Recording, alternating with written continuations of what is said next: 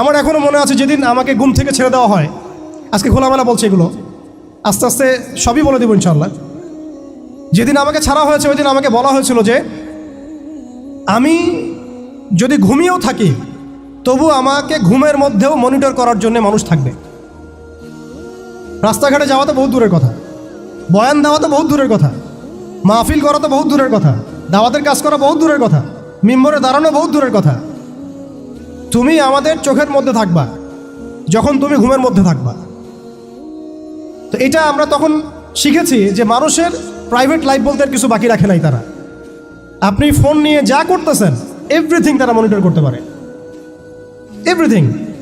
কাকে মেসেজ করতেছেন, অনেক ভাই তখন আমার সাথে দেখা করতে আসলে আমরা ইগনোর করতাম তার ভালোর জন্যই, বিকজ সে বিপদে পড়বে আমার সাথে দেখা করতে আসলে। এবং আপনি যেটা বলবেন সে বলার জায়গাটা আপনাকে দেওয়া হয় নাই, রাখা হয় নাই, আপনি ট্রিগারের সামনে আছেন। তো আল্লাহ পাকে সন্তুষ্টির জন্য কথা শুনেছি, অনেক সহ্য করেছি, মেনে নিয়েছি, গালিমন্দও খেয়েছি। আর এটাকে সুন্দর করে নাটক সাজানো হয়েছিল যে পারিবারিক কলহের কারণে আত্মগোপনে চলে গেছে। তো পারিবারিক কলহের কারণে আত্মগোপনে আমার সাথে আরও 4 জন কীভাবে গেল, আমার গাড়িও বা কীভাবে গেল। আর বাংলাদেশের গোয়েন্দা সংস্থার হেডকোয়ার্টারে আমার লাস্ট লোকেশন কিভাবে পাওয়া যায়, ম্যাপ কীভাবে ট্রেস হয়। আমাদের আখেরি নবী মুহাম্মদ সাল্লাল্লাহু আলাইহি ওয়াসাল্লামের উম্মার ডেফিনেশনটা অনেক ব্যাপক। উম্মাহ বলতে তো আমাদের পুরো মুসলিম উম্মাহকে বোঝানো হয়। আমরা পুনর্গঠন চাচ্ছি কোন জায়গার, পুরো মুসলিম উম্মার, নাকি শুধু বাংলাদেশের, নাকি বাংলাদেশ সহ ভারতীয় উপমহাদেশের, নাকি মধ্যপ্রাচ্যের, না পুরো বিশ্বের? এখানে উম্মা কনসেপ্টটা অনেক অনেক ডিপ, অনেক ব্যাপক, অনেক গভীর। আর সত্যি কথা বলতে পুরো উম্মার ইসলাহ, পুরো উম্মার সংশোধন এখন ব্যক্তির উপর এককভাবে ফলাফলযোগ্য নয়। এটা পুরো উম্মা কেন্দ্রিক যেহেতু ফিকির, অতএব উম্মার প্রত্যেকটা জায়গার মানুষদেরকেই এই ফিকিরটা করতে হবে। আমরা যে দৃষ্টিকোণ থেকে কথাটা বলছি সেটা হচ্ছে আমাদের অঞ্চলে উম্মতে মুহাম্মাদির পুনর্গঠনটা কিভাবে সম্ভব। আমরা এভাবে যদি কথা বলতে চিন্তা করি যে আমি বা আমরা দায়িত্ব নিয়েছি পুরো বিশ্বের উম্মার হালত পরিবর্তন করার, এটা আমাদের উপরে যোগ্যতার চেয়ে বেশি দাবি হয়ে যাবে। এটা আমাদের পক্ষে সম্ভব না। পুরো বিশ্বের উম্মার ইসলাহ, সংশোধন, পুনরুদ্ধার, পুনর্গঠন, এটা আমাদের পক্ষে মনে হয় না সম্ভব। আমাদের পক্ষে কতটুকু সম্ভব, আমরা উম্মার যে অংশ বিলং করি সেই অংশে উম্মার পুনর্গঠন কিভাবে সম্ভব। উম্মা অনেক ব্যাপক একটা শব্দ, অনেক গভীর একটা শব্দ। উম্মার মধ্যে 2টা ভাগ আছে, একটা হচ্ছে উম্মাহ তো দাওয়া এবং উম্মা ইজাবা। দাওয়া অর্থাৎ নবী সাল্লাল্লাহু আলাইহি ওয়াসাল্লাম সবাইকে দাওয়াত দিয়েছেন। এর মধ্যে কাফের, মুশরিক, মুনাফিকরাও উম্মার অন্তর্ভুক্ত। আব্দুল্লাহ বিন উবাই এবং তার অনুসারীরা কি উম্মার অন্তর্ভুক্ত নয়? তারা দাওয়ার অন্তর্ভুক্ত, বাট ইজাবার অন্তর্ভুক্ত নয়। ইজাবা কারা? যারা মুহাম্মদ সাল্লাল্লাহু আলাইহি ওয়াসাল্লাম যে দাওয়াতটা দিয়েছেন, আমরা দরুদ পড়ব সাল্লাল্লাহু আলাইহি ওয়াসাল্লাম, সেই দাওয়াতটা যারা কবুল করেছেন তারা উম্মত ইজাবা। এর মধ্যে আমরা পড়ছি। এখন উম্মত ইজাবার সংখ্যা আমাদের এখানে কোটি কোটি কোটি কোটি সারা বিশ্বে। এখন এমন একটা অবস্থা আমরা এসেছি যে পুনর্গঠনের প্রশ্ন উঠছে। তাহলে আমরা একটু খেয়াল করি যে উম্মার পুনর্গঠনটার প্রশ্নটা কেন উঠছে। 1 নম্বর পথ, উম্মা কি এটা তো আমরা বুঝতে পারলাম, এবং উম্মার আমরা কোন অংশ এটাও বুঝতে পারলাম। পরিপূর্ণ উম্মার ইসলাহ ও সংশোধন আমাদের এককভাবে একার পক্ষে সম্ভব না, এটাও বুঝলাম। তবে আমাদের আঞ্চলিকভাবে উম্মার যে অংশ, আমরা এই অংশটুকুর ইসলাহ, সংশোধন, পুনর্গঠন, পুনরুজ্জীবন, এগুলো আমাদের দ্বারা সম্ভব। অ্যান্ড পরের প্রশ্ন হচ্ছে যে দ্বিতীয় শব্দটা, যে পুনর্গঠন, উম্মাকে পুনরুজ্জীবিত করা, উম্মার হারানো গৌরব ফিরিয়ে আনা, এই প্রসঙ্গটা আসছে কেন? এই প্রসঙ্গটা কেন আসছে? তার মানে আমরা নিজেরাই সংজ্ঞায়িত করে ফেলেছি যে উম্মার অবস্থা আগের মতো ভালো নাই। এটা আমরা স্বীকার করেছি এবং এটা আমরা সবাই বুঝতেও পারছি। এই কারণে আলোচনাগুলো আসছে, আলোচনাগুলো আসার প্রেক্ষাপট তৈরি হচ্ছে, বা আমরা টপিকগুলো নির্ধারণ করছি যে উম্মার পুনর্গঠন প্রয়োজন, পুনরুজ্জীবন প্রয়োজন, পুনর্জাগরণ প্রয়োজন। তার মানে আমরা আগের হালতে নাই। আমরা আগের হালতে নাই, এটা মাথায় আসলে আবার এটাও মাথায় আসতে হবে, আগে আমরা কোন হালতে ছিলাম, আমরা আগে কোন হালতে ছিলাম।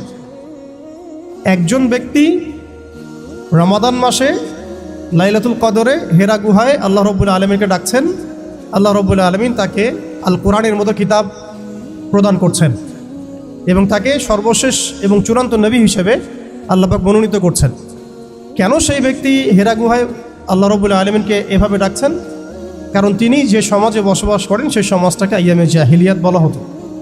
সেই সমাজের মধ্যে শিরক ছিল, সুদ ছিল, রিবা, মাদক, নারীর অবমাননা, গোত্রীয় হানাহানি, এরকম জাহালাতে পূর্ণ একটা সমাজে তিনি আল্লাহ পাককে ডাকছিলেন। সে একজন ব্যক্তি থেকে আস্তে আস্তে দাওয়াত শুরু হলো এবং তিনি প্রথমে ম্যান টু ম্যান দাওয়াত দিতে লাগলেন।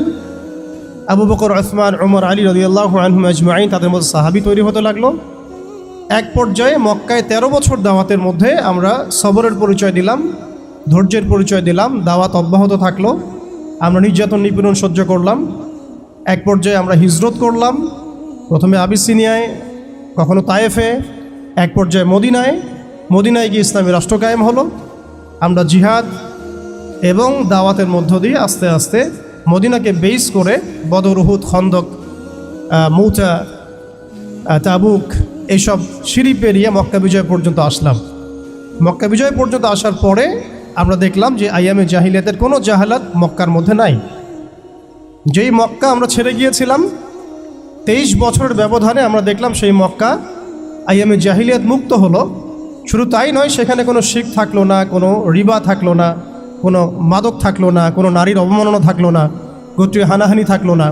যেখানে আমরা ছিলাম মুস্তাদআফিন, দুর্বল, আমরা ছিলাম মক্কা থেকে বিতাড়িত, আমরা ছিলাম সংখ্যালঘু, সেখান থেকে আলহামদুলিল্লাহ মাত্র 23 বছরের ব্যবধানে আমরা পুরো জাজিরাতুল আরবকে শাসন করলাম। এবং সেই বেইজের উপর দাঁড়িয়ে আবু বকর, ওমর, ওসমান, আলী রাদিয়াল্লাহু আনহুম আজমাইন তারা আরও প্রায় 30 বছর ইসলামী খেলাফা বাস্তবায়ন করলেন। এমনকি তাদের বেইজের উপর দাঁড়িয়ে উমাইয়ারা শাসন করলো প্রায় 90 থেকে 95 বছর, আব্বাসীয়রা প্রায় 500 বছরের মতো। এরপরে আসলো তুর্কিরা, মাঝখানে ফাতেমিরা, আপনারা জানেন মামলুকরাও শাসন করেছে, সেলজুকরাও করেছে, অটোম্যানরাও করেছে। তো আমরা বুঝতে পারছি যে উম্মাহ এই হালতে ছিল না এখন যে হালতে আছে। এই ছোট্ট কথা থেকে আমরা বুঝতে পারলাম যে উম্মাহ একসময় বিজয়ী ছিল সব দিক থেকেই, শুধু ব্যক্তিগতভাবে নয়, আধ্যাত্মিকভাবে নয়, শুধুমাত্র তাজকিয়াগত দিক থেকে নয়, শুধুমাত্র সামাজিকভাবে নয়, বরং রাজনৈতিকভাবেও। অর্থাৎ উম্মার পুনর্গঠন, পুনর্জীবন, এই যে কথাগুলো আসে, এগুলো বেসিক্যালি আমরা রাজনৈতিক টার্মিনোলজি থেকে ডিল করছি আর কি। আমাদের উম্মার অবস্থা সবসময় এই বিশ্বকে নেতৃত্ব প্রদানকারী অবস্থায় ছিল, যেখান থেকে আমরা এখন সরে আসছি বলে আমাদেরকে এই টপিক নির্ধারণ করতে হচ্ছে যে কিভাবে আমরা এর পুনর্গঠন করব, পুনর্জীবন করব। এতটুকু আমাদের কাছে ক্লিয়ার যে আমরা এক সময় বিশ্বকে শাসন করেছি, বিশ্বকে নেতৃত্ব দিয়েছি। ব্যক্তি জীবন থেকে শুরু করে রাজনৈতিক জীবন পর্যন্ত আমরা আল্লাহ রাব্বুল আলামিন এবং তার রাসূলের প্রত্যেকটা বিধান মেনে চলেছিলাম বা মানার চেষ্টা করেছিলাম। আল্লাহ পাক আমাদেরকে সম্মানিত করেছিলেন। পৃথিবীর কোনো পরাশক্তি আমাদের সামনে টিকতে পারতো না, পৃথিবীর কোনো পরাশক্তি আমাদের সামনে টিকতে পারে নাই, না রোমানরা, না পার্সিয়ানরা, না এদিকের মাজুসিরা, আর না এই সাবকন্টিনেন্টের পৌত্তলিকরা, কেউই আমাদের সামনে দাঁড়াতে পারে নাই। তার মানে আমরা কয়েকটা দিক থেকে উম্মার বিজয়ে এই সময়টা পেরিয়ে এসেছি। একটা হচ্ছে আধ্যাত্মিক দিক। উম্মা এক সময় আধ্যাত্মিকভাবে এমন আলোকিত ছিল যে তাদের ইমানের সামনে কোনো কুফর টিকতে পারতো না। তারা পারিবারিকভাবে আলোকিত ছিল, তারা জ্ঞানতাত্ত্বিকভাবে আলোকিত ছিল, তারা তাসাউফের দিক থেকে আলোকিত ছিল, তারা অর্থনৈতিক দিক থেকে অনেক শক্তিশালী ছিল, সামরিক দিক থেকে তারা অনেক শক্তিশালী ছিল। জামাবদ্ধভাবে আমরা থাকতাম, কোনো বিভক্তি ছিল না। আমাদের মধ্যে আসসামু ওয়া তাআ ছিল, আমাদের মধ্যে আমির, মামুর, বায়াত এবং ইতাআত ছিল। আমাদের মধ্যে রাষ্ট্র ব্যবস্থা ছিল, খিলাফা স্টেট ছিল, শরিয়া আইন ছিল এবং শরিয়া বা ইমারা রাষ্ট্র ব্যবস্থা ছিল। আমরা বলতে পারি যে সিন্ধু, এদিকে সিন্ধু, ওইদিকের আফ্রিকা, আফ্রিকা থেকে সিন্ধু পর্যন্ত, ওইদিকের পশ্চিমা সভ্যতা থেকে চায়না পর্যন্ত বলা যায় পৃথিবীর 4 ভাগের 3 ভাগ আমাদের দখলে ছিল। এই ছিল উম্মার অবস্থা। আমি বলেছিলাম টপিকটা অনেক গভীর, অনেক সময় সাপেক্ষ। আমি খুব অল্প কথায় বলার চেষ্টা করছি। উম্মার পুনর্জাগরণ কথাটা বলতে আমরা শুধু আধ্যাত্মিক পুনর্জাগরণ বুঝি না। আধ্যাত্মিক পুনর্জাগরণ আমাদের অনেকের অনেক ভালো অবস্থা এখনও আছে, আলহামদুলিল্লাহ। আমাদের প্রচুর মসজিদ আছে, প্রচুর মাদ্রাসা আছে, প্রচুর তোল্লাব আছেন, প্রচুর ওলামায়ে কেরাম আছেন। আমাদের বুদ্ধিজীবীর অভাব নাই, সামরিক বাহিনীর অভাব নাই, কিন্তু আমাদের ইসলামিক স্টেটেরও অভাব নাই। নামকা বাস্তায় যদিও অনেক কিছুই, জনসংখ্যাও প্রচুর, সম্পদও প্রচুর, খনিজ সম্পদও প্রচুর। আমাদের মা বোনদের, পর্দানসীন মা বোনদের অভাব নাই। তাহলে আমরা কোন জায়গা থেকে পুনর্জাগরণের কথাটা বলছি? আসলে আমরা পুনর্জাগরণের কথাটা বলছি সামগ্রিক অর্থে, স্পেশালি রাজনৈতিক অর্থে। সামগ্রিকভাবে কিন্তু স্পেশালি রাজনৈতিকভাবে। এখন আসেন যে কিভাবে সম্ভব এই হারানো ঐতিহ্য গৌরব ফিরিয়ে আনা, এটাই মূল কথা। আসলে আমাদের অনেক আলোচনা, কিন্তু মূল কথা কিন্তু অল্প হবে। আসলে কিভাবে পসিবল সেই জায়গা থেকে ফিরিয়ে আসে। এখন এতক্ষণ তো বললাম আমরা কোথায় ছিলাম, এখন ওই জায়গা থেকে আমরা কোথায় আসছি এটা একটু বলি, তারপরে বুঝবো ইনশাআল্লাহ। ওই জায়গা থেকে আমরা কোথায় আসছি আসলে। এখন আমি একটু আগে বললাম যে আমাদের প্রচুর মসজিদ আছে, মাদ্রাসা আছে, সব কিছু আছে, এটা সত্য। ইসলামের স্বর্ণযুগে যতগুলো ইউনিভার্সিটি ছিল না, আমাদের ঢাকা শহরে গাজীপুরে তার চেয়ে বেশি ইউনিভার্সিটি আছে। ইসলামের স্বর্ণযুগে আমাদের জনসংখ্যা যত ছিল না, আমাদের এখন জনসংখ্যা তার চেয়ে অনেক বেশি। আমাদের মিডিয়া, প্রযুক্তি, আমাদের অস্ত্রশস্ত্র, আমাদের রাষ্ট্র, সব কিছু অনেক বেশি। কিন্তু কোন জায়গা থেকে পিছিয়ে আসছি, আমরা কোন জায়গায় আছি, এটা ডিল করতে হবে। এবং ডিলিংসটা এক্সটার্নাল অবজারভেশন দিয়ে করলে হবে না, ইন্টারনাল অবজারভেশন দিয়ে করতে হবে। খিদির আলাইহিস সালামের মতো বাহ্যিকভাবে অনেক কিছু মনে হবে, অনেক ইসলামিক দল আছে, অনেক মুসলিমদের সংখ্যা অনেক, একটু আগে বললাম মসজিদ, মাদ্রাসা সব কিছু অনেক বেশি, সবই ঠিক আছে। কিন্তু ইন্টারনালি আমাদের কিছু বিষয় দেখতে হবে। ইন্টারনালি কি নাই আমাদের মধ্যে? 1 নাম্বার, ইন্টারনালি সেই রাজনৈতিক বৈশ্বিক ক্ষমতা আমাদের হাতে নাই, প্রথম কথা। এবং এটা আমাদের জন্য লজ্জা। একটা সময় ছিল যখন আমরা এগুলো সব হাসিল করেছিলাম, প্রথমে তারা আমাদের কাছ থেকে যেটা কেড়ে নিয়েছে তা হচ্ছে রাজনৈতিক ক্ষমতা। তারা আমাদের কাছ থেকে প্রথমে ব্যক্তি জীবনে ধর্মের স্বাধীনতায় হস্তক্ষেপ কেউ করেনি। কুফাররা, জায়নিস্টরা, কাফের, ফাসেক, মুশরিক, মুনাফিক, এদের যে ঐক্য জোট ছিল, তারা প্রথমে আঘাত করেছিল আমাদের খিলাফায়। তারা প্রথমে আমাদের ব্যক্তি জীবনে এসে আঘাত করেন। নামাজ পড়তে পারবা না, পর্দা করতে পারবা না, গরুর গোশত নিয়ে হাঁটতে পারবা না, দেখলেই পিঠায় মেরে ফেলবো, এই জায়গায় তারা আগে আঘাত করেনি আমাদেরকে। তারা আমাদেরকে সবার আগে আঘাত করেছে রাজনৈতিক জায়গায়। আমাদের খেলাফা কনসেপ্ট তারা ভেস্তে দিয়েছে, ভেঙে দিয়েছে, বাইতুল মুকাদ্দাসকে লিবারেট করেছে। এরপরে সেই খেলাফা কনসেপ্টটাকে দূর করে দিয়ে তারা 50 থেকে 57টার মতো ক্ষুদ্র ক্ষুদ্র রাষ্ট্রে আমাদেরকে বিভক্ত করে দিয়েছে। এরপরে শুধু তাই নয়, এটা তো গেল বিভক্তি, কাঁটাতারের বেড়ার, যেটাকে আমরা নাম দিয়েছি জাতীয়তাবাদ। তারা প্রথমে আমাদের মাদ্রাসাগুলো বন্ধ করে নাই। তারা ওয়াকফ বিল দিয়ে এইভাবে আমাদের মাদ্রাসা, আমাদের মসজিদ, ভূমিগুলোকে দখল করে নাই। তারা প্রথমে আমাদের রাজনৈতিক ক্ষমতাটাকে কেড়ে নিয়েছে, খিলাফা কনসেপ্টটাকে ডিস্ট্রয় করেছে। এরপরে 57টার মতো টুকরা টুকরা রাষ্ট্রে আমাদেরকে ভাগ করেছে। এরপরের অবস্থা আরও ডেঞ্জারাস। ওই রাষ্ট্রগুলোর মধ্যে তারা তাদের তাবেদার মোনাফেক শাসক বসাইছে। তাদের ধাপগুলো বুঝেন, কোন জায়গা থেকে আমরা কোন জায়গায় আসছি। তারপরে আমি অল্প কথা শেষ করব যে সলিউশন হতে পারে কি কি, যদিও সেগুলোর বেশিরভাগই তাত্ত্বিক, প্র্যাকটিক্যাল খুব কমই হবে। আর প্র্যাকটিক্যাল কেন কম হবে? আমাদের কারণেই হবে। কারণ আমরা অনেক কিছু বুঝি কিন্তু কাজ করতে চাই না। আমরা বুঝি অনেক কিছুই, কাজ করতে বলেন কাজের বেলা নাই, বুঝার বেলা আছে। এগুলো আমরা বুঝতে আসি 100 বছর থেকেই।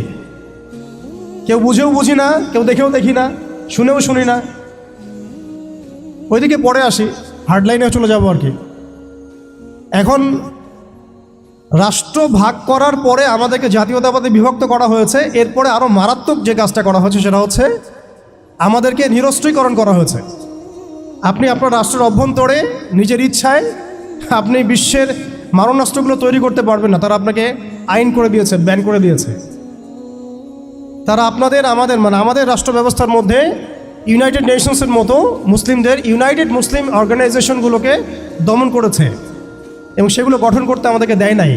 উল্টা তারা সেগুলো করেছে ঠিকই। এরপরে তারা আমাদের রাষ্ট্র ব্যবস্থাগুলোর মধ্যে ওই মোনাফেক শাসকদেরকে বসিয়ে জনগণকে শাসন করিয়েছে, এখনও করে যাচ্ছে, আগামীতেও হয়তো করে যাবে। আমরা সবই বুঝি, কিন্তু আমাদের চিন্তাগুলো কেন জানি মসজিদ পর্যন্ত সীমাবদ্ধ হয়ে যাচ্ছে। এরপরে যেটা হয়েছে আরও মারাত্মক, ওই রাষ্ট্রগুলোর মধ্যে তারা 5টা, আমি বলি দেবতা, 5 দেবতা ঢুকিয়ে দিয়েছে। 5 দেবতা কি? আগে ছিল 4 দেবতা, লাত, উজ্জা, হবল আর মানাত। লাত, উজ্জা, হবল আর মানাত নিশ্চয়ই পড়েছেন আপনারা সিরাতের মধ্যে। এগুলো ছিল আবু জেহেল, আবু লাহাবদের দেবতা। তারা কিন্তু এই দেবতাগুলোর পূজা করত আল্লাহকে পাওয়ার জন্যই। তারা বলতো মা না'বুদুহুম ইল্লা লিয়ুকাররিবুনা ইলাল্লাহি যুলফা, আমরা শুধু এই কারণেই এই লাত, উজ্জা, হবল, মানাতের ইবাদত করি যাতে তারা আমাদেরকে আল্লাহ পর্যন্ত পৌঁছে দেয়। এখনও এই 4-5টা দেবতার আমরা পূজা করছি, বাট এগুলো ভিজুয়াল না, এগুলো হচ্ছে আদর্শিক, ফিলোসফিক্যাল। যেমন একটা হচ্ছে ডেমোক্রেসি, নিতে পারবেন অনেকে কথাটা, যে ডেমোক্রেসি একটা দেবতা হয়ে গেছে এখন, ইনভিজিবল দেবতা। এটা একটা দেবতা হয়ে গেছে, কি দাড়িওয়ালা কি টুপিওয়ালা সবাই পূজা করতেছে। সুবহানাল্লাহ, মানে অবাক হয়ে যাবেন। রিপোর্ট করছে টিভিতে, আপনারা কি চান, এই গভর্নমেন্ট কয় বছর থাক, এই গভর্নমেন্ট কয় বছর থাক, আপনি কি ইলেকশন চান, আপনি কি চান না? অডিয়েন্সের, সাধারণ আম জনগণের জবাব হচ্ছে না, আমরা ইলেকশন চাই না। ইলেকশন দিয়ে কি হয়, খালি এক জালেম যে আরেক জালেম আসে, আমরা এইসব ইলেকশন চাই না। আমরা চাই ভালো কোনো সরকারি ব্যবস্থায় থেকে যাক আরও 10 বছর। মানে সবচেয়ে ভালো যে চিন্তাটা তাদের, সেটাও গণতন্ত্রের বাইরে যেতে পারে না। সরি, সবচেয়ে ভালো তাদের ইনসাফপূর্ণ যে চিন্তাটা মাথা থেকে আসে, সেইটাও এই দেবতাগুলোর বাইরে যেতে পারে না। ওই পূজার মধ্যেই চিন্তা, আমরা চাই এরকম একটা গভর্নমেন্ট আসুক, এই পদ্ধতি থাক এবং আরও 10 বছর তারা দেশ চালাক। মানে ইসলামে যে আল্লাহ প্রদত্ত একটা রাষ্ট্র ব্যবস্থা আছে, একটা ইসলামী শাসন ব্যবস্থা আছে, এই কনসেপ্টটাই নাই। নামাজ পড়ছে মাশাআল্লাহ, রোজা রাখছে, হজ উমরা সবই করছে, বাট কেন জানি পলিটিক্যালি রাষ্ট্র ব্যবস্থা, ইসলামের যে রূপরেখা আছে বা ইসলামের যে একটা সুন্নাহ আছে, নবী সাল্লাল্লাহু আলাইহি ওয়াসাল্লামের যে একটা রেখে যাওয়া উসওয়াতুল হাসানা আছে, এইটাই মানুষ মানতে পারছে না বা বুঝতে পারছে না। জাযাকাল্লাহ। আপনারা অবচেতন শব্দটার সাথে পরিচিত কিনা? একটা হচ্ছে আমরা জেনে বুঝে একটা কাজ করি, একটা হচ্ছে না জেনেও করি অবচেতন মনে। তো এটা একটা দেবতা, ডেমোক্রেসি একটা দেবতার নাম, যেটার পূজা করছে এখন মানুষ সারা ওয়ার্ল্ডে। আরেকটা হচ্ছে এইথিজম, নাস্তিকতা। আরেকটা হচ্ছে, আমি লিখছিলাম সকালবেলা, একটা শব্দ বের হয়েছে আর কি লিখতে লিখতে। একটা হচ্ছে ডেমোক্রেসি, একটা এইথিজম, একটা ন্যাশনালিজম, একটা কমিউনিজম, আর একটা হচ্ছে সেকুলারিজম। 5টা শব্দ বললাম আর কি। এখনকার এই বিশ্ব ব্যবস্থায় ইসলামী খেলাফতকে দূর করে দিয়ে, উম্মাকে বিভক্ত করে দিয়ে, মোনাফেক শাসকদেরকে বসিয়ে ইন্টারনালি প্রত্যেকটা রাষ্ট্রে এই 5টা দেবতা বসানো হয়েছে। ডেমোক্রেসি, এইথিজম, আর বললাম কি ন্যাশনালিজম, একটা কি বললাম, কমিউনিজম এবং সেকুলারিজম, DANCS। কিছুটা ড্যান্সের মতো আর কি। আসলে এরা বিশ্বকে নাচাচ্ছেই, এরা এইসব মতবাদ দিয়ে বিশ্বকে নাচিয়ে বেড়াচ্ছে আর কি। তারা নিজেরা নাচে না এগুলোতে, বরং তারা এগুলোর মধ্য দিয়ে মুসলিমদেরকে নাচায়। যদিও এটা এক্স্যাক্টলি ড্যান্স শব্দটা হয় নাই, কাছাকাছি হয়েছে আর কি। এখানে D আছে, A আছে, N আছে, C এবং S আছে। এই 5টা দেবতার শেকড় যদি এই বিশ্ব থেকে উপড়ে ফেলা না যায়, তাহলে ইসলামী শরিয়া, ইমারা এবং খেলাফা কায়েম হবে না। এবং যখন এই বিশ্বে ইনশাআল্লাহ তাআলা আগামীতে শরিয়া, ইমারা এবং খেলাফা বাস্তবায়িত হবে, তখন এই 5টা দেবতার কোনোটাই বাকি থাকবে না ইনশাআল্লাহ।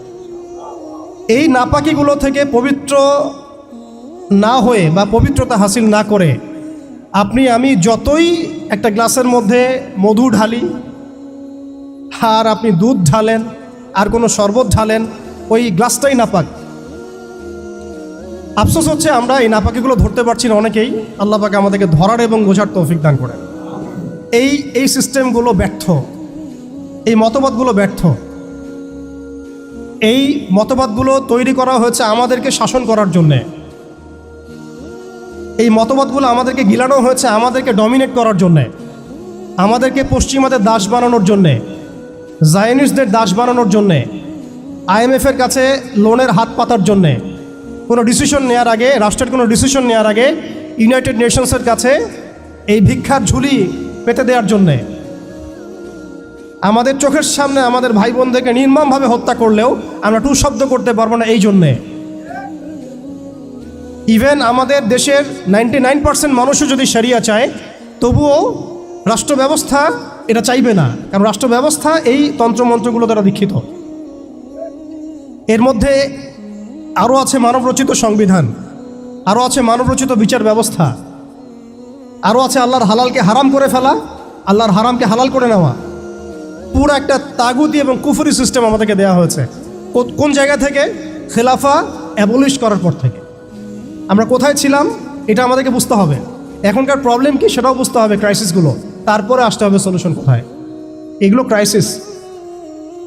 তারপরে ডেমোক্রেসি দিয়ে কি করা হচ্ছে এটা আপনারা অনেকে জানেন, কিন্তু অনেকে আবার বুঝেনও না। এটা দিয়ে আল্লাহর হালালকে হারাম করা যায়, আল্লাহর হারামকে হালাল করা যায়।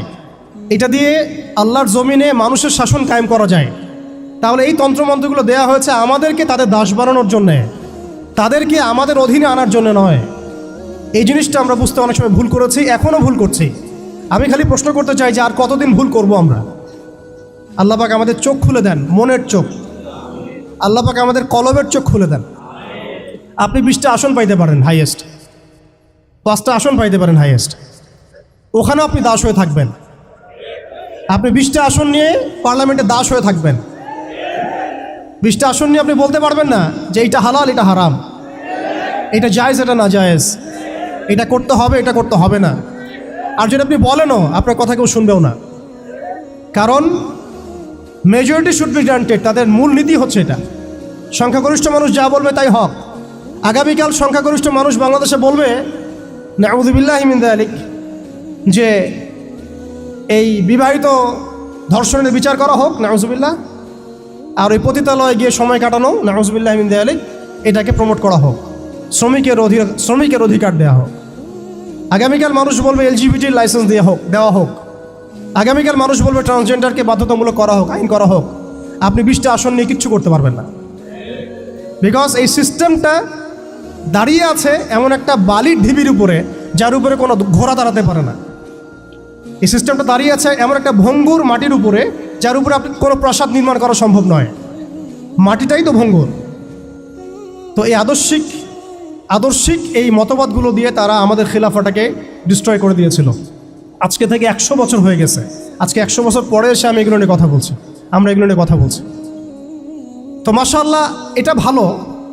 আমি এই ব্যাপারে আশাবাদী যে মাশাআল্লাহ বাংলাদেশের তরুণ প্রজন্ম এখন বুঝতে শিখছে, আলহামদুলিল্লাহ। এবং আমরা যদি এভাবে দাওয়াতের মেহনত অব্যাহত রাখতে পারি, ইনশাআল্লাহ তাআলা অন্যদের 20 বছর লাগলে আমাদের 2 বছর লাগবে ইনশাআল্লাহ। আমি কাজের ব্যাপারে পরে আসছি, একটু সময় নিব আপনাদের কাছে। এরপরে তারা যেটা করেছে, হালতটা বুঝেন। এরপরে তারা আমাদের ইয়াং জেনারেশনকে টার্গেট করেছে, কয়েকটা জেনারেশনকে টার্গেট করেছে তারা। একটা হচ্ছে ওলামায়ে কেরাম শ্রেণী, একটা হচ্ছে পলিটিশিয়ান, একটা হচ্ছে তরুণ প্রজন্ম, একটা মেয়েরা, একটা বাচ্চারা। খেয়াল করে দেখেন, আমাদের পলিটিশিয়ানদেরকে তারা টার্গেট করে কি করেছিল? তাদেরকে ক্ষমতার লোভ দিয়ে ঈমান হারা করেছে, এবং আল্লাহর জমিনে মুসলমান নামধারী শাসকদেরকে দিয়েই আল্লাহ বিরোধী আইন বাস্তবায়ন করাইছে। নামধারী মুসলিম শাসকরাই করেছে, এবং তারা বলেছে জনগণ এটাই চায়। দেখেন, শাসকদেরকে তারা ক্ষমতা দিয়ে তাদের বসে নিয়ে আসছে, দুনিয়াবী স্বার্থ দিয়ে বসে নিয়ে আসছে। ওলামায়ে কেরামদের একটা শ্রেণীকে তারা কিভাবে বসে নিয়ে আসছে? মসজিদ করে দিব, মাদ্রাসা করে দিব, সব কিছুর সাপোর্ট আমরা দিব। রাষ্ট্র নিয়ে, অর্থনীতি নিয়ে, সমাজনীতি নিয়ে আপনারা কথা বলতে আইসেন না। এই টোপ তারা গিলেছেন অনেকেই, অনেকে গিলেছেন। এবং গেলার পর একটা পর্যায়ে কী হয়েছে? ভারত জাজল্যমান দৃষ্টান্ত আমাদের সামনে। আমাদের সামনে জাজল্যমান দৃষ্টান্ত।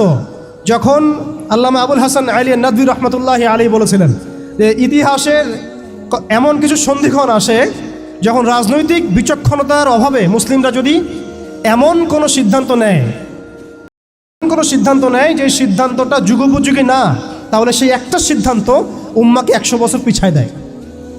আপনারা পড়ে দেখেন ওই বইটা, মুসলিমদের পতনে বিশ্ব কি হারালো, বইটা পড়ে দেখেন। ঠিক আমরা দেখুন, আমরা মনে করেছি আমরা একটা ইসলামিক রাষ্ট্র, আমরা একটা রাষ্ট্রে আছি, এই রাষ্ট্রের হিন্দু গভর্নমেন্ট, কোনো সমস্যার কিছু নাই, তারা আমাদেরকে মসজিদ দিয়েছে, মাদ্রাসা দিয়েছে, সব কিছু ঠিকঠাক চলছে। হঠাৎ দেখা গেল যে উগ্রপন্থী কিছু হিন্দু এসে সব সিজ করে ফেললো, এবং দিনে দুপুরে তারা এখন মানুষকে করছে, পিটিয়ে হত্যা করছে, বাড়িঘর ভেঙে ফেলছে, মসজিদ ভেঙে ফেলছে, মাদ্রাসা সিলগালা করে দিচ্ছে। কোথায় গেল আমার খানকা, কোথায় গেল আমার মসজিদ, কোথায় গেল আমার মাদ্রাসা, কোথায় গেল আমার জনগণ, কোথায় গেল আমার মায়ের সম্মান, সব চলে গেল। কিসের অভাবে? রাজনৈতিক ক্ষমতার অভাবে। অর্থাৎ রাজনৈতিক দৃষ্টি এবং দর্শন বিবর্জিত কোনো দাওয়াত কখনো চূড়ান্ত সাফল্য আনতে পারবে না। আমরা অনেকেই পশ্চিমাদের টোপে পা দিয়েছি যে মসজিদ মাদ্রাসা সব তো ঠিকঠাক চলছে, আমাদের পলিটিক্স নিয়ে কথা বলার দরকার নাই, আমাদের ইসলামী রাষ্ট্র ব্যবস্থা কায়েম নিয়ে কথা বলার দরকার নাই, ইসলামী অর্থ ব্যবস্থা নিয়ে কথা বলার দরকার নাই, আমাদের জিহাদ ফি সাবিলিল্লাহ নিয়ে কথা বলার দরকার নাই। আমরা নিজেরাই আমাদেরকে এই ধ্বংসের মুখে ঠেলে দিয়েছি। এরপর আরও সমস্যা, তারা আমাদের ইয়াংদেরকে টার্গেট করেছিল। দেখেন ইয়াংদেরকে টার্গেট করে কত মেহনত তারা করেছে। মেয়েদেরকে ফ্রি অ্যাক্সেস দিয়ে দিয়েছে, ফ্রি মিক্সিং, বাচ্চা থেকে শুরু করে একদম চাকরি লেভেল পর্যন্ত জেনা করাচ্ছে ফ্রি ফ্রি, আপনার চরিত্র হনন করার যা যা এলিমেন্টস আছে সব তো ফ্রি, সব ফ্রি। আর মেয়েদেরকে বেপর্দা করে বাইরে নিয়ে আসছে, বাচ্চাদেরকে ছোটবেলা থেকে মাথা নষ্ট করার যা যা এলিমেন্ট সব দিয়ে দিচ্ছে, খাবারে ভেজাল মেশাচ্ছে, আমাদের ভাইদেরকে বিয়ে কঠিন করে ফেলছে, জেনা সহজ করে ফেলছে। কি করে নাই তারা? শিক্ষা ব্যবস্থা থেকে ইসলামকে উঠে দিচ্ছে। আপনি সারা জীবন পড়াশোনা করেন, দেখেন আপনি 20টা সূরা শিখতে পারেন কিনা, ফরজে আইন শিখতে পারেন কিনা। একটা একটা করে ডিপার্টমেন্ট ধরে ধরে তারা কাজ করেছে। এর উপর আবার অর্থ ব্যবস্থা ওদের হাতে নিয়ে নিয়েছে, ওয়ার্ল্ড ব্যাংক দিয়ে, IMF দিয়ে, ফেডারেল রিজার্ভ দিয়ে। এতে করে পুরো বিশ্বের ইকোনমিক মোড়ল তারা হয়ে গেছে। এখন আপনি আমি একটা স্বাধীন দেশে বসবাস করলেও অর্থনৈতিকভাবে আমরা স্বাবলম্বী হতে পারি না, দ্বারস্থ হতে হয়, বাণিজ্যে ওদের দ্বারস্থ হতে হচ্ছে, ব্যবসায় হতে হচ্ছে, ফাইন্যান্সে হতে হচ্ছে।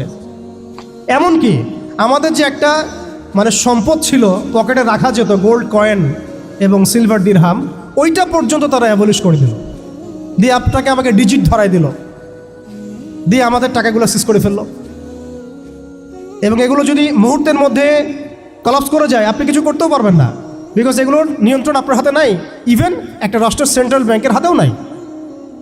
শুধু তাই না, আমাদের ইসলামিক কারেন্সি তো বিলুপ্ত করলোই, উল্টা আপনাকে সুদ ধরাই দিল, সুদের লেনদেন কারবার, সুদভিত্তিক অর্থ ব্যবস্থা। কোন ডিপার্টমেন্টটা বাদ দিল তারা? পলিটিক্স থেকে নিয়ে সোশ্যাল, ইকোনমিক, চারিত্রিক, আমাদের মা বোনরা, আমাদের শিশুরা, কোনো ডিপার্টমেন্ট বাদ দেয় নাই। এর উপর আরও আছে, এর উপরে তারা আমাদেরকে আবার মিডিয়া দিয়ে নিয়ন্ত্রণ করা শুরু করলো, মিডিয়া দিয়ে নিয়ন্ত্রণ করা শুরু করলো। আমার এখনও মনে আছে যেদিন আমাকে ঘুম থেকে ছেড়ে দেওয়া হয়, আজকে খোলামেলা বলছে এগুলো, আস্তে আস্তে সবই বলে দেবো ইনশাল্লাহ। যেদিন আমাকে ছাড়া হয়েছে ওই দিন আমাকে বলা হয়েছিল যে আমি যদি ঘুমিয়েও থাকি তবু আমাকে ঘুমের মধ্যেও মনিটর করার জন্য মানুষ থাকবে। রাস্তাঘাটে যাওয়া তো বহুত দূরের কথা, বয়ান দেওয়া তো বহুত দূরের কথা, মাহফিল করা তো বহুত দূরের কথা, দাওয়াতের কাজ করা বহুত দূরের কথা, মিম্বরে দাঁড়ানো বহুত দূরের কথা। তুমি আমাদের চোখের মধ্যে থাকবা যখন তুমি ঘুমের মধ্যে থাকবা। তো এটা আমরা তখন শিখেছি যে মানুষের প্রাইভেট লাইফ বলতে আর কিছু বাকি রাখে নাই তারা। আপনি ফোন নিয়ে যা করতেছেন এভরিথিং তারা মনিটর করতে পারে, এভরিথিং। কাকে মেসেজ করতেছেন? অনেক ভাই তখন আমার সাথে দেখা করতে আসলে আমরা ইগনোর করতাম তার ভালোর জন্যই, বিকজ সে বিপদে পড়বে আমার সাথে দেখা করতে আসলে। এবং আপনি যেটা বলবেন সে বলার জায়গাটা আপনাকে দেওয়া হয় নাই, রাখা হয় নাই, আপনি ট্রিগারের সামনে আছেন। তো আল্লাহ পাকে সন্তুষ্টির জন্য কথা শুনেছি, অনেক সহ্য করেছি, মেনে নিয়েছি, গালিমন্দও খেয়েছি। আর এটাকে সুন্দর করে নাটক সাজানো হয়েছিল যে পারিবারিক কলহের কারণে আত্মগোপনে চলে গেছে। তো পারিবারিক কলহের কারণে আত্মগোপনে আমার সাথে আরও 4 জন কীভাবে গেল? আমার গাড়িও বা কীভাবে গেল? আর বাংলাদেশের গোয়েন্দা সংস্থার হেডকোয়ার্টারে আমার লাস্ট লোকেশন কীভাবে পাওয়া যায়? ম্যাপ কীভাবে ট্রেস হয়? মিডিয়া দিয়ে মানুষকে খাওয়ানো। এই কথাটা বলতে কি এখানে আসছি যে শুধুমাত্র টেকনোলজিক্যাল নিয়ন্ত্রণ ওদের কাছে আছে এমন না, ইভেন মিডিয়া দিয়ে তারা দিন রাইট নাও। এখন আপনারা এই মিডিয়াদেরকে খুব মাথায় তুলতেছেন। এখন কয়দিন আগে তারা ফ্যাসিস্টের পক্ষে ছিল, আজকে মনে করছেন সে আপনার দলে চলে আসছে। তাদের কোনো ধর্ম থাকে না, মিডিয়ার কোনো ধর্ম থাকে না, যেদিকে ফ্লো সেদিকে তারা যাবে। এবং যদি দেখেন আমরা এই গুটি কয়েক মানুষ কালকে বাংলাদেশে শরিয়া কায়েম করে ফেলতে পারি ইনশাআল্লাহ তাআলা। আমি বলছিলাম যে আপনি আপনার বিশ্বাসের জায়গাটাকে এতটা নরম করবেন না, এতটা সস্তা করবেন না। কারণ কাফেরদেরকে, ফাসেকদেরকে, জালেমদেরকে, মুশরিকদেরকে, মুনাফিকদেরকে এবং এই চলমান এই মিডিয়ার সিস্টেমগুলোকে, তাগুতি সিস্টেমগুলোকে এত সহজে বিশ্বাস করতে নাই। তারা দিনকে রাত বানাতে পারে, রাতকে দিন বানাতে পারে। আজকে আপনাকে বলতে পারে, কালকে আপনাকে ফ্রিডম ফাইটার বলতে পারে। আজকে যদি দেখে এইসব ওয়ার্ডগুলো এই সিস্টেমের এগেনস্টে যাচ্ছে, তখন আমাদেরকে তারা ট্রেস করবে, তারা উগ্র, তারা মৌলবাদী, তারা জঙ্গিবাদী কর্মকাণ্ড করতেছে না, আউযুবিল্লাহি মিন যালিক। ঠিক আছে, কিন্তু যদি দেখা যায় কালকে তারাই আবার বিজয়ী হয়ে গেছে, তখন তাদেরকে আবার তারা হাইলাইট করবে এবং তাদের পেজগুলো, নিউজ কভারেজগুলো ভরে যাবে। অতএব মূল জায়গায় থাকেন, তাদেরকে দিয়ে কিছু যায় আসে না। ইসলামের আহলুন নিফাকদেরকে দিয়ে কিছু যায় আসে না। আমি একটা পয়েন্ট টাচ করতে গিয়ে জায়গায় এসেছি যে দেখেন আমাদের ওই উম্মার ওই গৌরবান্বিত সময়টাকে স্মরণ করেন, আমরা কোথায় ছিলাম এবং এখন কোথায় আছি। মাঝখানের এই রাস্তাটাতে ওরা আমাদেরকে কিভাবে ডমিনেট করলো, কোন কোন জায়গায় তারা আমাদেরকে মারলো। তারা কিন্তু আমাদেরকে ভাতে মারলো, অর্থনীতির মধ্যে মারলো, রাজনীতির মধ্যে মারলো, সংস্কৃতির মধ্যে মারলো, তরুণ প্রজন্মের মধ্যে মারলো। তারা আমাদেরকে কিন্তু বেপরদামি দিয়ে মারলো, পর্নোগ্রাফি দিয়ে মারলো, মিডিয়া দিয়ে মারলো, প্রযুক্তি দিয়ে মারলো। প্রযুক্তির কথাটা না বললেই না, সিস্টেম এমনভাবে তারা আপডেট করেছে যে একটা জায়গায় সামরিক অভিযানের প্রয়োজন নাই তাদের। এখন এআই টেকনোলজি দিয়ে তারা ঘরে বসে কিবোর্ডের ক্লিকের মধ্য দিয়ে আমাকে এখানে শ্যুট করতে পারে। এখন রাইট নাও আমরা কিছু করতে পারবো না, এবার আমাদের কোনো প্রতিরক্ষা ব্যবস্থা নাই। আপনি কোথায় বসে আছেন ওইখানে আপনাকে শ্যুট করা সম্ভব। প্রযুক্তি এমন জায়গায় নিয়ে গেছে তারা। আপনি মুসলিম কান্ট্রিগুলোর অবস্থা দেখেন। আমরা বাংলার জমিনে দিন কায়েমের কথা বলছি, বাংলার জমিনের ল্যাকিংসগুলো আপনি ফাইন্ড আউট করেন। আমাদের কি আকাশ নিরাপদ? সমুদ্র কি নিরাপদ? আমাদের কি মিসাইল আছে, ক্ষেপণাস্ত্র ব্যবস্থা আছে, আকাশ প্রতিরক্ষা ব্যবস্থা আছে? আমাদের কি এরকম প্রযুক্তি আছে? আমাদের কি ইমানদার এমন মিলিটারি বাহিনী আছে কিনা? অনেক বিষয় আছে যেগুলো নিয়ে আমাদেরকে ভাবতে হবে। নাই, এটা হতাশার কোনো কারণ না। এবং আমাদের সব কিছুই লাগবে, জরুরিও না, এটাও মাথা দিচ্ছি। নাই, অনেক কিছুই নাই, এটা হতাশার কোনো ব্যাপার না। এবং অনেক কিছু যে নাই, এটা আমাদের ভীরুতারও কোনো সুযোগ এখানে রাখার দরকার নাই। ঠিক আছে, যতটা সম্ভব আমরা অর্জন করার চেষ্টা করবো ইনশাল্লাহ। কিন্তু যদি নাও হয় 100%, তবুও আমাদের ভয় পাওয়ার কোনো কারণ নাই। কারণ আমাদের সাহায্য আসবে আল্লাহর পক্ষ থেকে, আমাদের সাহায্য আসবে আল্লাহর পক্ষ থেকে ইনশাআল্লাহ। এবং আপনারা এই আয়াতটা জানেন যে কাম মিন ফিআতিন কালিলাতিন গালাবাত ফিআতান কাসীরাতান বিইذنিল্লাহ। কত ক্ষুদ্র ক্ষুদ্র দল এই পৃথিবী থেকে চলে গেছে, যারা বড় বড় দলের উপর বিজয় লাভ করেছিল আল্লাহর সাহায্য। অতএব এটা আমি বলছি যাতে আমরা একটা যুগের সাথে তাল মেলাতে পারি, অন্ততপক্ষে কিছু প্রস্তুতি আমাদের থাকা তো দরকার। ব্যাপারটা তো এমন নয় যে আমরা গেলাম, জায়নামাজে দাঁড়ালাম, দোয়া করলাম, যুদ্ধে জয়লাভ করলাম। এভাবে কিন্তু যুদ্ধ জয় হয় নাই। আপনারা বদরের যুদ্ধের ইতিহাস যদি পড়েন দেখবেন নবী সাল্লাল্লাহু আলাইহি ওয়াসাল্লাম আগের রাত্রে গিয়েছেন, বৃষ্টি হয়েছে, জায়গা দখল করা হয়েছে, আমরা কূপ দখল করেছি যাতে পানি আমাদের কাছে থাকে, সৈন্য বিন্যাস করা হয়েছে, যতটা ট্যাকটিক নেওয়ার প্রয়োজন সব আমরা নিয়েছি। তারপরে দোয়া, সুবহানাল্লাহ, দোয়া হতে হতে হতে হতে কাঁধ থেকে চাদর পড়ে যাচ্ছে। আবু বকর রাদিয়াল্লাহু আনহু এসে বলছেন যে ইয়া রাসূলুল্লাহ, যথেষ্ট হয়েছে, আপনি থামেন, আল্লাহ আপনার সাথে আছেন, আল্লাহ আপনার দোয়া ফেলবেন না ইনশাআল্লাহ। এরপরে দেখলেন 313 নিয়ে আমরা ওদেরকে হারালাম। সব কিছুর প্রয়োজন আছে। তো আমাদের অবস্থাটা এখন এমন একটা জায়গায় আছে যে ওই খিলাফা যাওয়ার পর থেকে উম্মা আজকে এই জায়গায় চলে আসছে। এটা একদিনে হয় নাই, 100 বছর লাগছে। এটা ভাই একদিনে হয় নাই, 100 বছর লাগছে। ওরা 100 বছর মেয়াদি প্ল্যান করেছিল, আরও বেশি প্ল্যান করেছে ওরা। রাজনৈতিক শক্তি হচ্ছে এখন আমাদের মূল লক্ষ্য হওয়া দরকার। একটা অঞ্চলে ইসলামী ইমারা শরিয়া কায়েম করার জন্যে 100% মানুষের 100% পরিপূর্ণ মুসলিম হওয়া শর্ত না। জি, বরং একটা অঞ্চলের মানুষের মধ্যে যদি মুসলিমে মানুষও একদম খালেস মুখলেস হয়, মুত্তাকি হয়, পরহেজগার হয়, ইমানদার হয়, একদম সিরাতের আদলের সব সুন্নাহগুলো মেনে চলে, ওই গুটি কয়েক মানুষের দ্বারা ইনশাআল্লাহ একটা বড় অঞ্চলে খেলাফত প্রতিষ্ঠা করা সম্ভব। আমি একটা এক্সাম্পল দিচ্ছি, আমি আমার আউট অফ হেডস কথা বলছি না। মদিনা রাষ্ট্র যখন কায়েম হয়েছে, আমাদের কি মনে হয় মদিনার 100% মানুষই মুসলিম হয়েছিল? কখনোই না। মদিনায় আনসার সাহাবি তারা মুসলিম ছিলেন, আওস ও খাজরাজ গোত্রের, হিজরত করে গিয়েছেন মুহাজির সাহাবিরা, এতটুকু ইসলাম, এতটুকু মুসলিম আমাদের।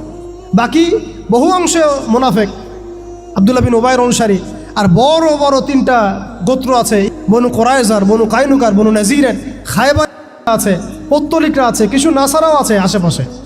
তারপরেও সেখানে ইসলামী রাষ্ট্র কায়েম হয়েছে। এই শর্তটা যারা জুড়ে দিচ্ছেন, এটা ঠিক হচ্ছে না যে একদম 100% মানুষের ইসলাম না হওয়া পর্যন্ত আমাদের এখানে ইসলামী শরিয়া কায়েম করা যাবে না, এই কনসেপ্ট ঠিক না। বরং আপনি দেখেন, একটু খেয়াল করে দেখেন, একটা এক্সাম্পল দিই, জুলাই অভ্যুত্থান, ঠিক আছে? এই সময় মাঠে ময়দানে ছিল সব মিলায় ধরেন 20% মানুষ এই বাংলাদেশের, বাকি 80% মানুষ ঘরেই ছিল, আজও ঘরে আছে, শরিয়া কায়েম হলেও ঘরেই থাকবে। আপনি খেয়াল করে দেখেন, তাদের কিছু যায় আসে নাই, তারা যেভাবে ছিল সেভাবে আছে। আগে ছিল একটা শাসন, তাদের কাছে মনে হচ্ছে এখন আরেকটা শাসন আসবে। তাদের চিন্তায় তো এতটুকু, চিন্তার লিমিটেশন এতটুকুই, একজন গেছে আরেকজন আসবে, এক তাগুত গেছে আর এক তাগুত আসবে, মদের বোতল চেঞ্জ হবে, মদ সেম থাকবে, ওদের চিন্তাটা এমনই। তো এত মানে আমাদের কঠোর চিন্তার প্রয়োজন নাই যে 100% মানুষ মুসলমান পরিপূর্ণ না হওয়া পর্যন্ত শরিয়া কায়েম হবে না। না, আমি এই পয়েন্টটাতে একটু সময় নিয়ে নিলাম। দেখেন, ভারতের অবস্থাটা আমাদেরকে খুব পীড়া দিচ্ছে। ভারতের অবস্থা আমাদেরকে অনেক পীড়া দিচ্ছে না? এটা দেওয়ার পরেও কিন্তু আমি কিছু করতে পারছি না। এটা যদি আল্লাহ না করুক যদি এটা বাংলাদেশে হয়, আল্লাহ না করুক এটা যদি বাংলাদেশে হয়, তখন আপনার ফতোয়া কী হবে, আমাদের ফতোয়া কী হবে, এটা আমাদের এখন স্পষ্ট করা উচিত। এবং যেটার আশঙ্কা আমরা করি, সেটার প্রিপারেশন কেন আমরা নিব না? যেটার আশঙ্কা আমরা করি বা যেটা আমরা বুঝতে পারছি এটা হতেই পারে, অসম্ভব কিছু না, তাহলে তার প্রিপারেশন আমরা কেন রাখবো না? এটা আমার প্রশ্ন আর কি। ভারতের মুসলিমরা কি কখনো ভেবেছিল আজকে থেকে 10 বছর আগে এমনটা হবে? ওয়াকফ বিলের মাধ্যমে আমাদের সব সম্পত্তি তারা গ্রাস করে ফেলবে, কেউ কি ভাবছে? আচ্ছা, আমাকে একটা প্রশ্নের উত্তর দেন। আগামীকাল যদি দারুল উলুম দেওবন্দ তারা দখল করে ফেলে, বলেন, আগামীকাল যদি তারা বলে দারুল উলুম দেওবন্দ আমাদের, এখান থেকে বের হও সবাই, কি করবেন আপনারা? না, আমরা কি করব? ফতোয়া কি আসবে? কোনো স্ট্রং ফতোয়া আসবে কি না?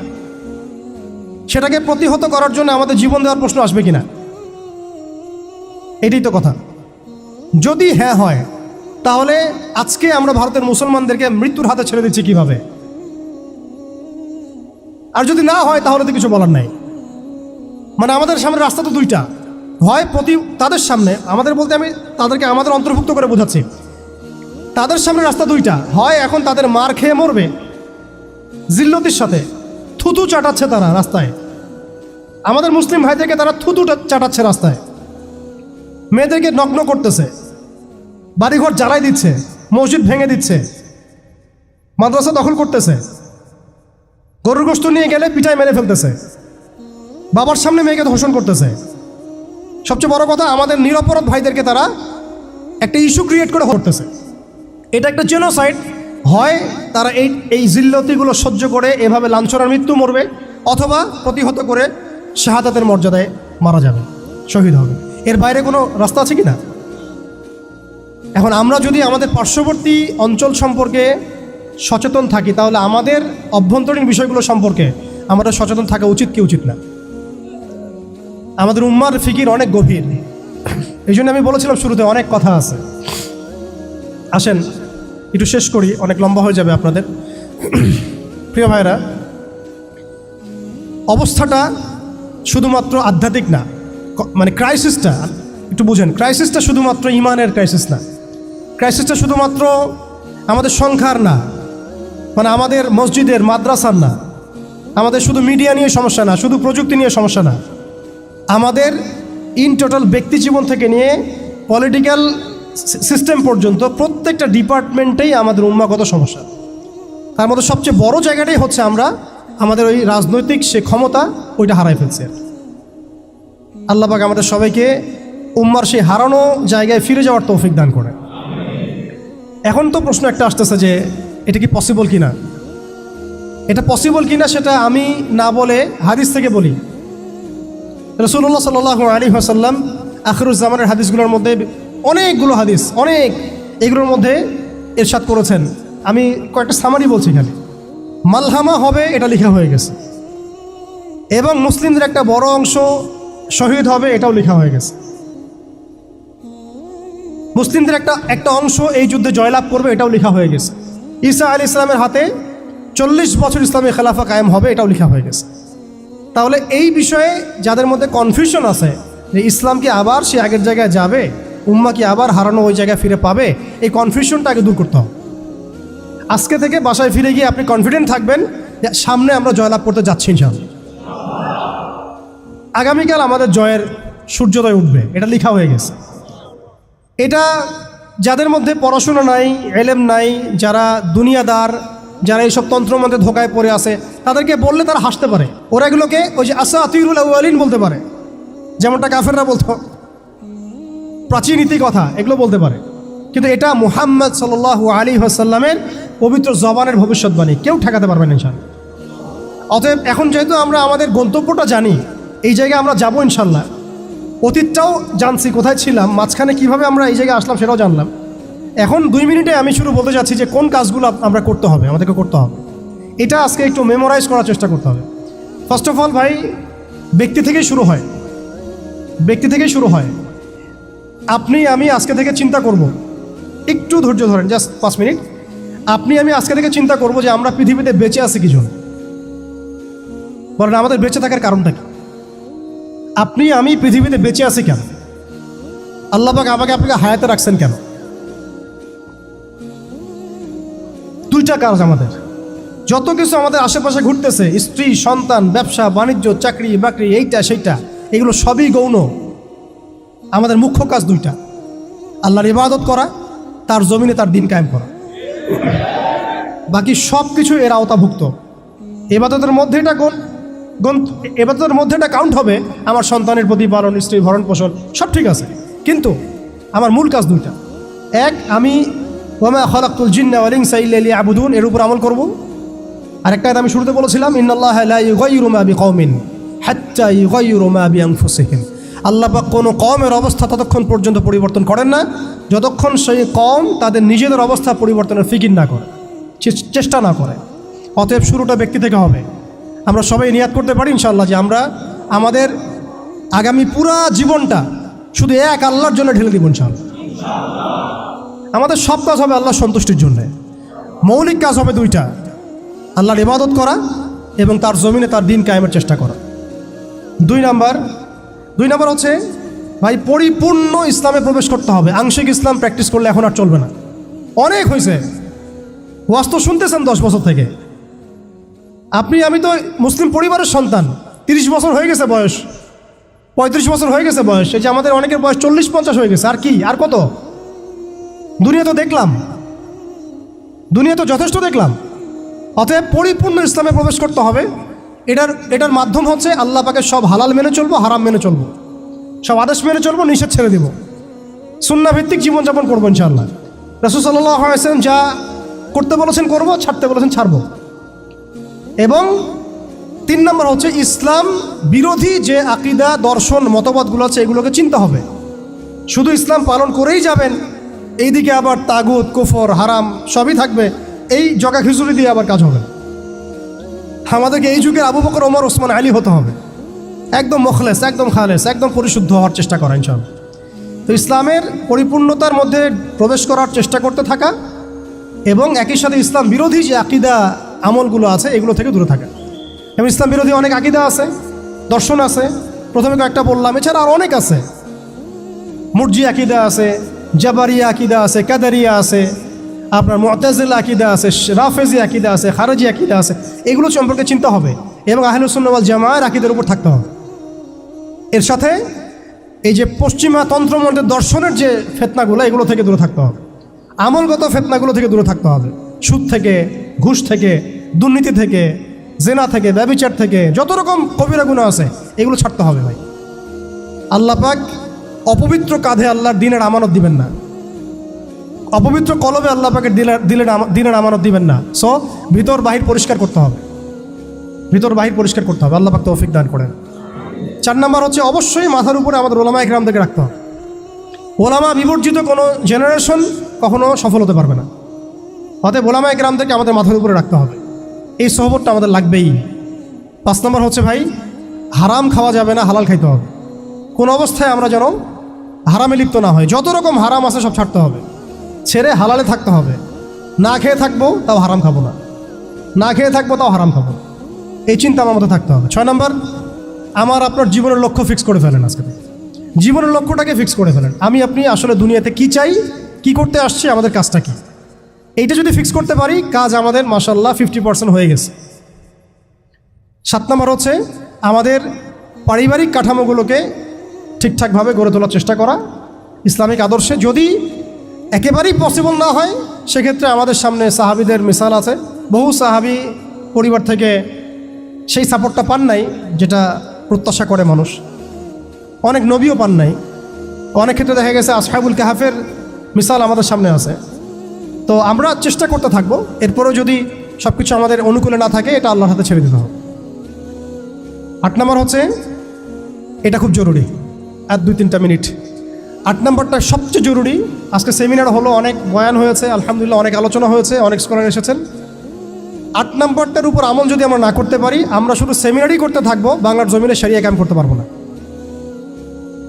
আমি একটু খোলামেলা বলে দিই আর কি, রাগ করেন না। 8 নম্বর যদি আমরা বাস্তবায়ন করতে না পারি, আমরা এভাবে সেমিনারই করতে থাকবো, মাহফিলই করতে থাকবো, আমরা এভাবে মসজিদ মাদ্রাসা সব খেদমত চলতে থাকবে, সব ঠিক আছে, কিন্তু শরিয়া ইমারতের দিকে আমরা যেতে পারবো না। যেটা না হলে আমরা আবার পশ্চিমাদের দাসত্ব থেকে মুক্ত হইতে পারবো না, স্বাধীন হইতে পারবো না, মাজলুমদের সাহায্য করতে পারবো না, মুস্তাদআফিনদের পাশে দাঁড়াতে পারবো না। ওইটা করতে হলে আমাদেরকে ওই জায়গায় যেতেই হবে, ওই শরিয়ার জায়গায় যেতেই হবে। সেটা কি? সেটা হচ্ছে আমাদের দরকার একটা জামাআ দরকার। আমাদের এখন বিশুদ্ধ আকীদা এবং বিশুদ্ধ মানহাজের একটা জামাআ বাংলাদেশে অবশ্যই অবশ্যই জরুরি ভিত্তিতে দরকার।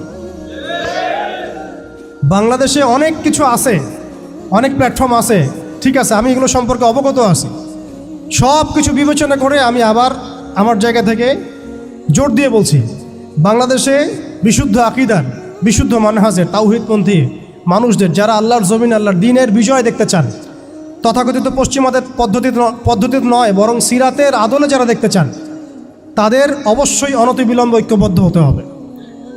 যদি ঐক্যবদ্ধ হতে না পারি, আমরা অস্তিত্ব সংকটে পড়ব, আমরা অস্তিত্ব সংকটে পড়ব। আগামীতে আপনি হবেন টার্গেট, আপনি হবেন ডিহিউম্যানাইজ করার মূল উপকরণ, মূল মাধ্যম।